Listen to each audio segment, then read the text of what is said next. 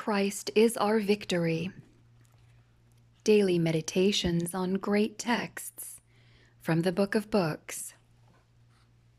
August 11th. Light out of darkness. Now, from the 6th hour, there was darkness over all the land, unto the 9th hour. Matthew 27:45. The darkest hour in the history of this world was the day when Christ, the Son of God, hung upon the cross of Calvary.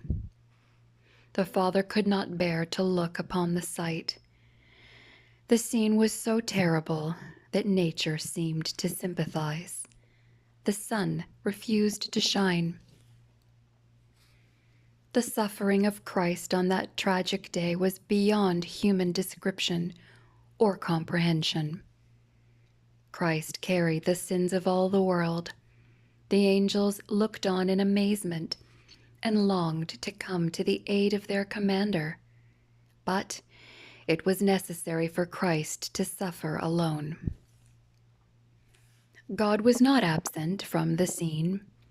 He suffered with his Son, who voluntarily accepted the suffering to save man. Out of this, the greatest tragedy, came the greatest triumph. Out of the darkest hour shines the brightest hope. We can take courage when God permits trials to come to us. We are more willing to seek him when in distress than when the sun shines on our pathway. Let us have faith to believe that out of life's darkest hours the light of heaven will shine more brightly, that out of our loss will come our greatest gain, that out of our deepest grief will come our sweetest joy. One night during World War II, I was caught in a very dense fog in Birmingham, England. The sirens sounded an air raid, but because of the fog I was not able to drive on. So I stumbled to a door and asked for shelter. The woman who so kindly shared her home had just buried her husband that afternoon. As the planes roared overhead, we talked of the resurrection.